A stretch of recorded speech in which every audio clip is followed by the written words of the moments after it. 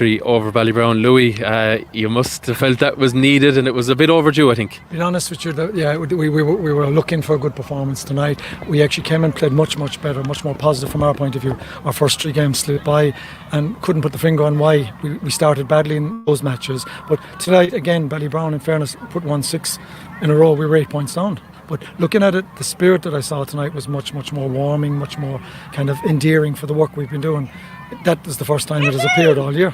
So happy on that one. Yeah, you mentioned this, I suppose, slow start. You got the first 2 points, but Ballybrown found their gears and put you under pressure. But was there a worry there that maybe the lads couldn't respond? But in fairness to them, they did. See, in the first 2 or 3 matches that happened to us, and we didn't kick back. But when we pulled it to level at half time, you were much more positive going in, and the lads then knew at that stage basically that we could stay in the game. So I think the 10 minutes before half time, I was happy that we were on the ball, we were on the breaks much better, and the ball we were given was faster into the inside line. Whereas at the start, we were messing with ball, it wasn't going in quick enough. Ballybrown were getting to the breaks and picking off scores. So the 10 minutes up to half time, from our point of view, was crucial. We went in level, and it gave us a great springboard for the second half. Yeah, the springboard in, as beyond that, of course, was the second goal just after half time. Tremendous take in the air, spin, and a finish like that.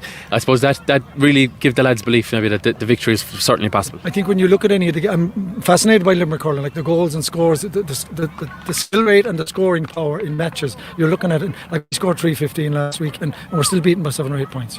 So they're high level scorings, but goals really count. And I think tonight, from our point of view, we got goals at the crucial times, and they were well taken goals from our point of view. So we put those, and then it gave us the momentum to keep going and nudge that bit ahead of Ballybrown. Yeah, talk to me about I suppose the confidence in the group maybe before tonight, and maybe what a result like that does, because we'll talk about the next game in a minute, but it doesn't change an awful lot, but maybe it can change the feeling and the mood around the place. I think when you look at the groups in the Senior B competition, they're very equal. Like we met Drummond and Lack, we met, team, there's nothing between them. Then Mona Lean were bouncing all over the field. So you're playing teams that are all on level, and either match can go either way, from what I see.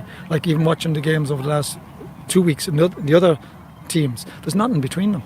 And then all of a sudden some team will just get into the ascendancy and drive forward. And tonight, that's what we hadn't done in the first 3 games. So that brings confidence. And just explain it to the lads there, we've actually maybe started what I wanted to start 3 matches ago. So from our point of view, we needed the confidence, even though the last match is the crucial one for us this year. But looking at it, I think a little bit of confidence coming from this was what we wanted tonight, and putting up a good score against a very good team. Yeah, you mentioned the last game. It is South Liberties. It's a straight shootout, as it were. Now, maybe no one saw them getting a result last night. Maybe no one saw you getting a result here tonight. But both teams will have a small pep in their step because of they've arrested the slide of defeat. So it's going to be an intriguing battle. I've looked at Liberties once or twice, and they're a very spirited team, and you look at the games that they've lost, they've been very close. Like they were close to Ballybrown the last week, and again, like they drew last night. So I again, nothing between Adare and South Liberties, a cracking game, and maybe that's the excitement when you look at other counties. In Clare there's about 5 shootouts this weekend, no one knows who's going to win. That's a battle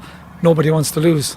Yeah. Next 2 weeks' time. Yeah, can I ask you about some of your players? Mulqueen, I can just see him out of the corner of my eye here. I suppose Adare people would always look to, or people outside of Adare, I should say, would always look to the likes of Declan Hannon and that. But Mulqueen, someone who's had, I think, injury trouble and all the rest of it, but he's someone who stood up tonight, especially early on. He really gave Ballybrown the run around. Mike is a joint captain, or vice captain at this stage, and looking at it, he's so much off. I'd say Ronan, lots of young talent coming through. Dara's only going into he's leaving cert this year. Like there's lots of Paddy coming on, just Diddy's leaving. Youth is what you're trying to build on with Adare. Declan Kingpin, of course, we put him in corner forward last week and he contributed 2-4. So he is a major asset to the team, and he's back starting in form again for us at the right time, maybe for the last game.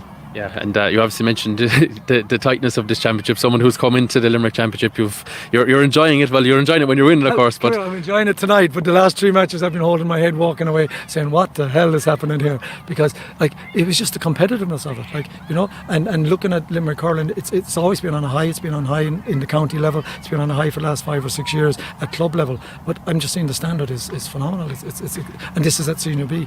When you go to Senior A, the standard is